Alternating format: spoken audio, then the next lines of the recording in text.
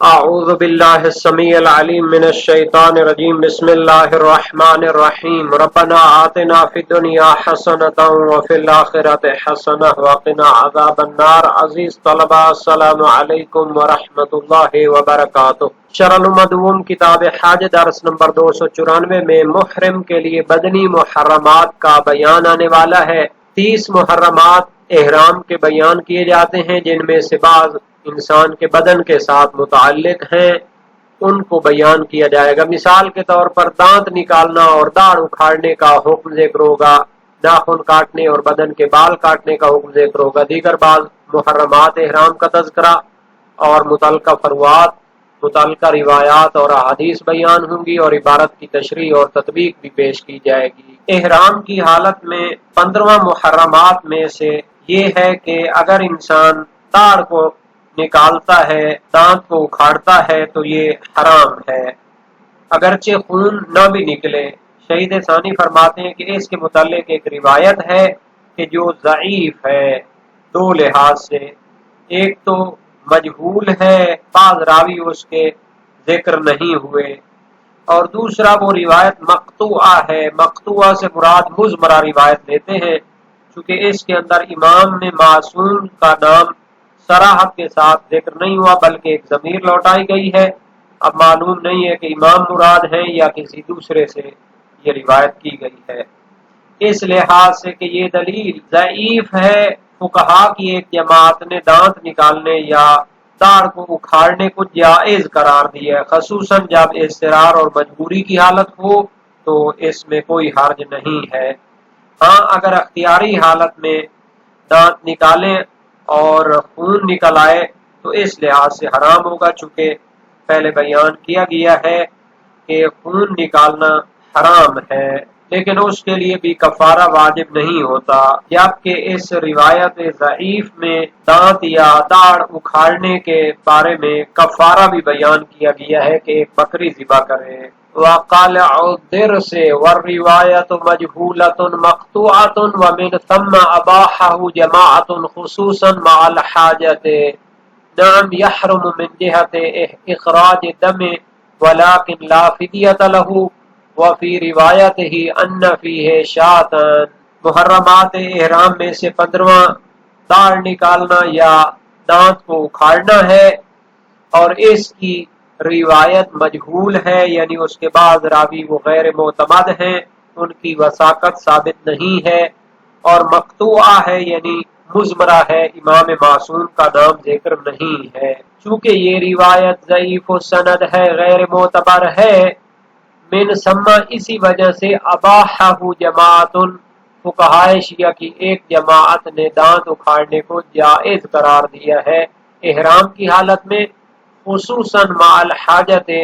خصوصاً جب اس کا اضطرار اور مجبوری موجود ہو تو پھر اکھاڑنے میں کوئی حرج نہیں ہے۔ ہاں یحرم من جہت اخراج دم،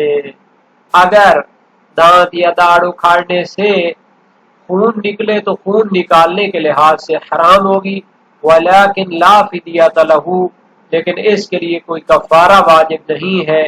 وفی روایت ہی، جبکہ اس روایت مجہولہ اور ضعیفہ میں جس میں احرام کی حالت میں داڑھ اکھاڑنے کو حرام قرار دیا گیا ہے، اس کا کفارہ بھی ایک بکری بیان کیا گیا ہے۔ ان فیہ شاۃ، یعنی اگر داڑھ کو اکھاڑتا ہے تو اس کے لیے ایک بکری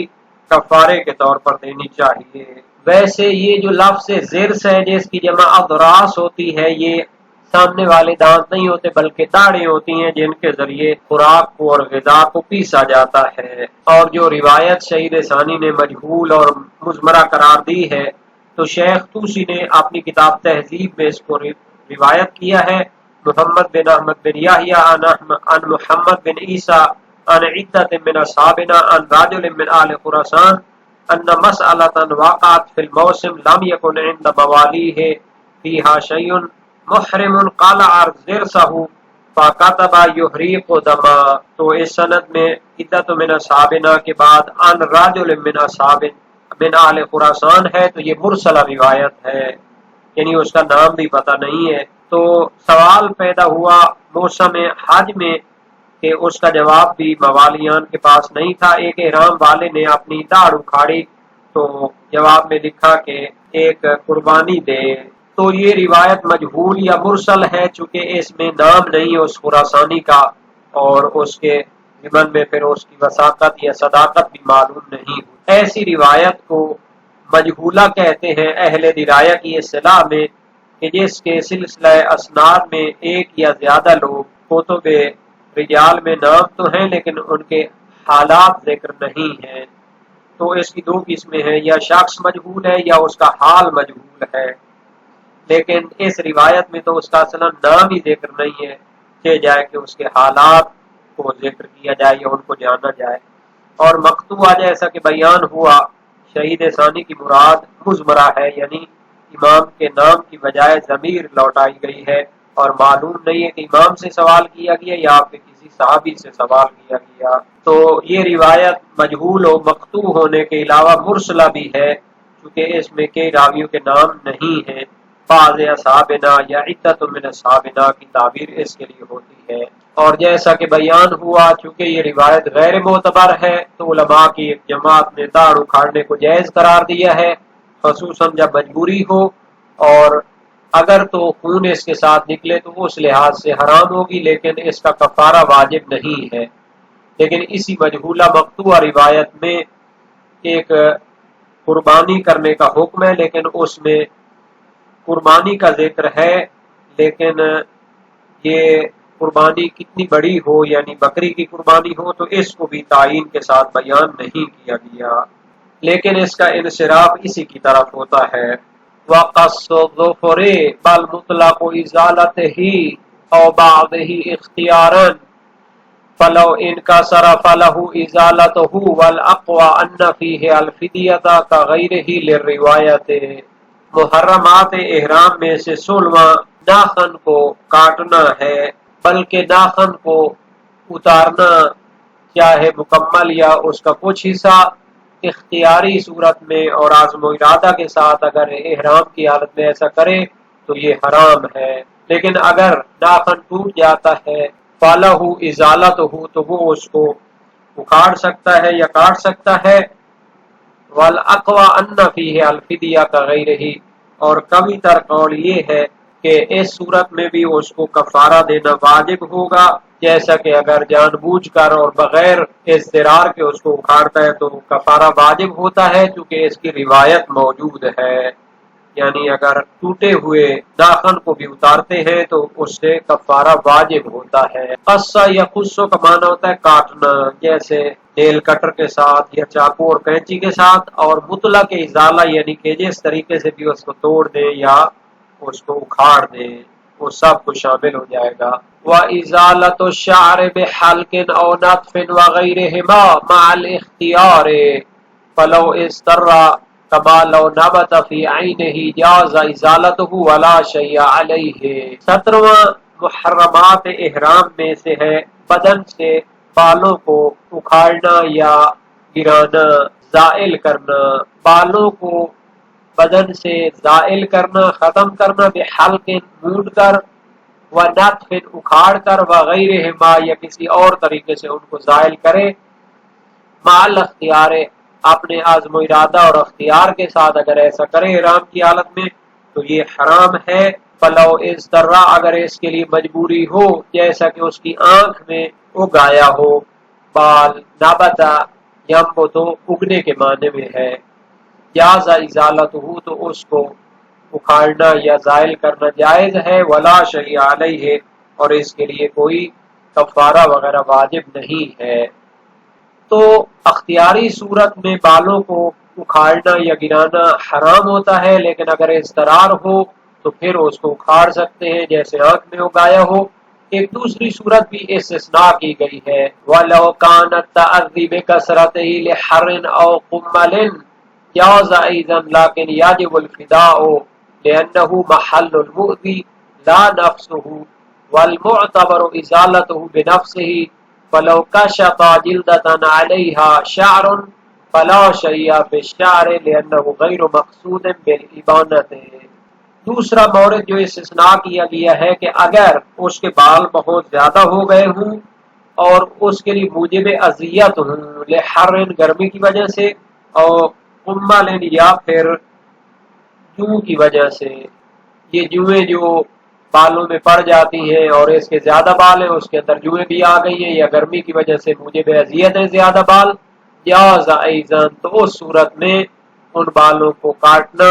یا کم کرنا یا اکھاڑنا جائز ہوگا، لیکن یاجب الفداء، لیکن اس صورت میں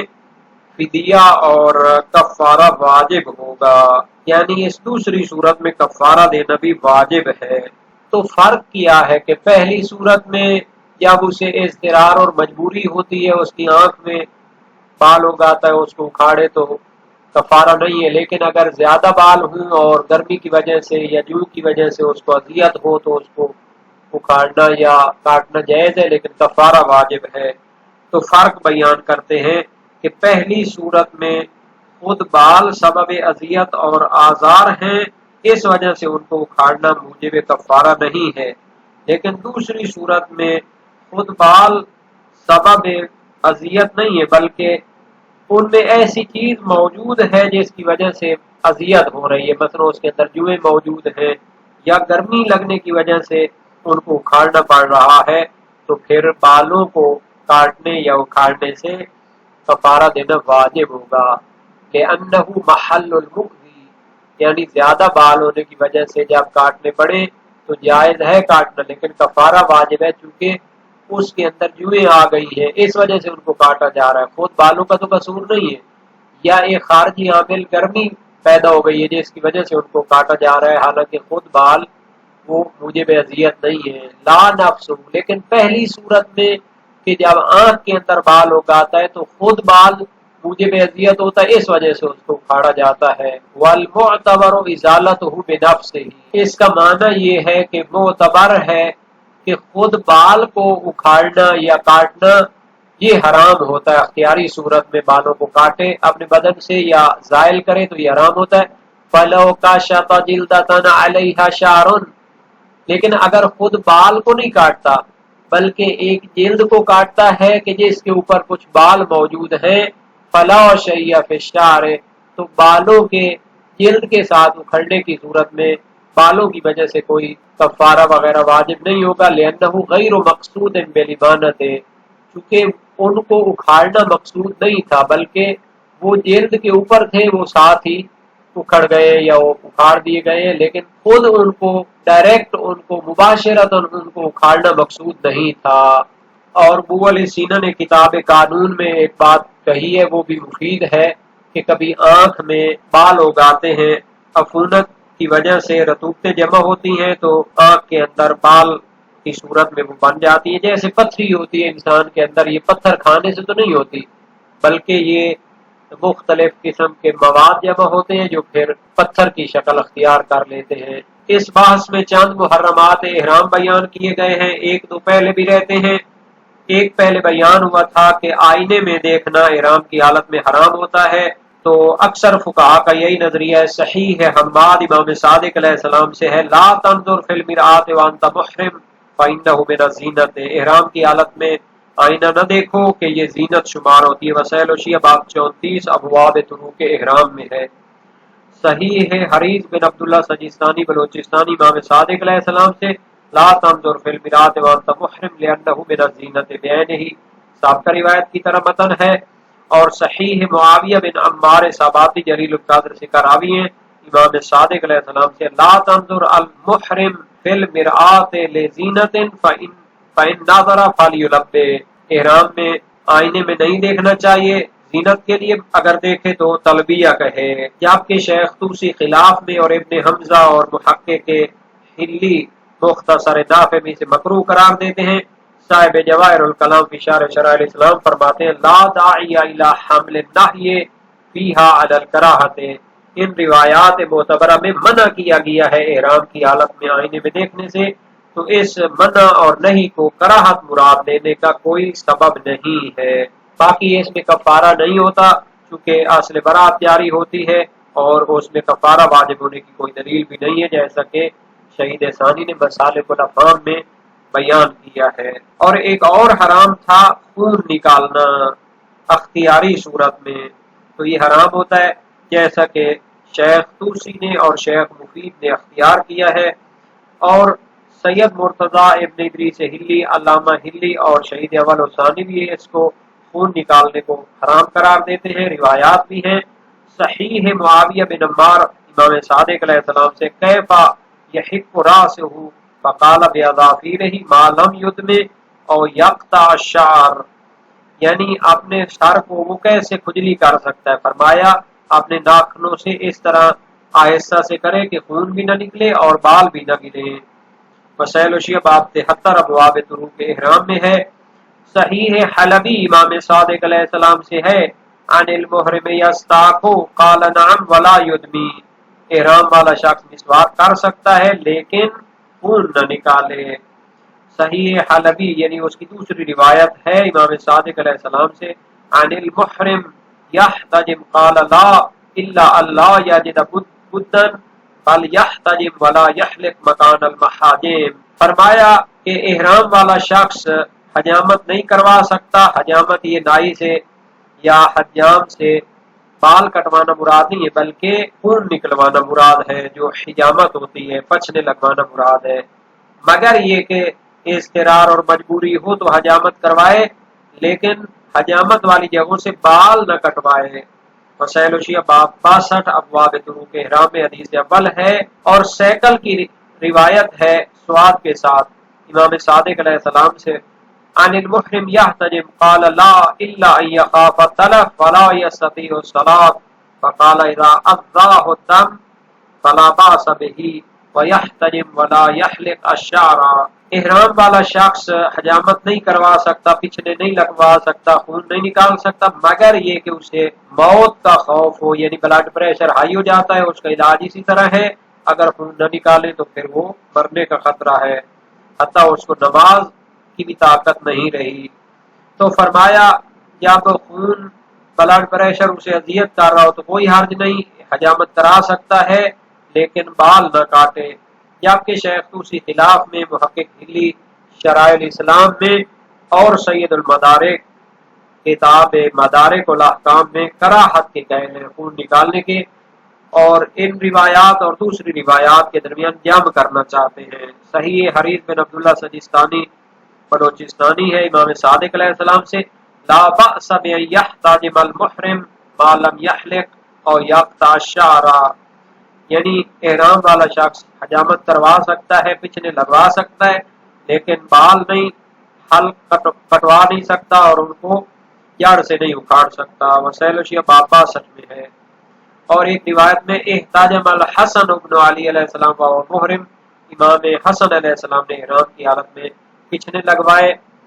حجامت کروائی۔ صحیح معاویہ بن عمار امام صادق علیہ السلام سے ہے المحرم یستاق قال نعم قلت فإنما یستاق قال نعم وهو سنہ، احرام والا شخص مسواک کر سکتا ہے؟ فرمایا ہاں۔ عرض کی اگر مسواک سے خون نکل آئے؟ فرمایا ہاں، کوئی حرج نہیں، یہ تو سنت ہے، مسواک تو کرنا چاہیے۔ اور یہ روایت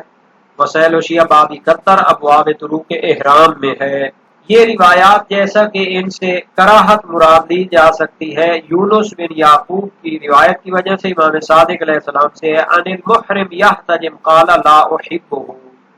احرام والا شخص حجامت کروا سکتا ہے؟ فرمایا میں اس کو پسند نہیں کرتا، تو اس سے مراد یہ ہے کہ کراہت ہے۔ وسائل الشیعہ باب 62 ابواب طرق احرام، تو کراہت مراد ہے، اس طرح دونوں قسم کی روایات کو آپس میں جمع کرنا چاہیے۔ تو ضرورت اور اضطرار کی صورت بھی مراد لی جا سکتی ہے، جیسا کہ پہلی قسم کی روایات میں صراحت موجود ہے اور وہی اقوی قول ہے۔ اور خون نکالنے پر کوئی کفارہ واجب نہیں ہے چونکہ اصل برات جاری ہوتی ہے اور کفارہ واجب ہونے کی دلیل نہیں ہے، جبکہ شہید اول نے دروس میں فرمایا ہے خون نکالنے کا کفارہ ایک بکری ہے، بعض اصحاب نے مناسک میں ذکر کیا ہے، اور حلبی نے فرمایا جسم کو خارج کرتا ہے حتیٰ کہ خون نکل آئے تو مسکین کو ایک مدام دے۔ صاحب جواہر نے فرمایا مجھے اس کی دلیل خاص طور پر نہیں ملی۔ یہ سب اضطرار نہ ہونے کی صورت میں، جب اضطرار ہو تو علامہ ہلی نے تذکرۃ الفقہاء میں فرمایا انه جائز بلا خلاف ولا فدیۃ فیہ اجماع، اضطرار کی صورت میں خون نکالنا جائز ہے، اس میں کوئی اختلاف نہیں، تمام فقہائے شیعہ قائل ہیں، اور اس میں اجماع ہے کہ کوئی کفارہ بھی واجب نہیں ہے، اور یہی سیکل کی خبر سے بھی ظاہر ہے کہ کوئی چیز اس پر واجب نہیں۔ اور جہاں تک یہ داڑھ نکالنے کا تعلق ہے، اس کو حرام قرار دیا گیا ہے، جیسا کہ شیخ طوسی نے تہذیب میں، نہایہ میں اور مبسوط میں اختیار کیا، اور ابن البراج نے مہذب میں اختیار کیا۔ محمد بن عیسیٰ کی روایت ہے عن عدت من اصحابنا عن رجل من اہل خراسان، یہ روایت ہم نے پہلے پڑھی ہے، وسائل الشیعہ باب 95 ابواب طروق الاحرام میں ہے، اور انصراف یہی ہوتا ہے کہ اس کا کفارہ بکری ہوگی۔ جبکہ ایک جماعت فقہائے شیعہ جن میں ابن الجنید ہیں، شیخ صدوق ہیں، وہ کہتے ہیں کہ داڑھ اکھاڑنے میں کوئی حرج نہیں ہے۔ سیکل کی روایت امام صادق علیہ السلام سے عن المحرم یؤذیہ ضرسہ ایقلعہ قال نعم لا باس بہ، ایک شخص کو اس کی داڑھ اذیت پہنچا رہی ہے احرام کی حالت میں، کیا اس کو اکھاڑ دے؟ فرمایا کوئی حرج نہیں ہے۔ تو اس کی سند چونکہ ضعیف ہے تو حرام والا قول وہ ثابت نہیں ہوتا۔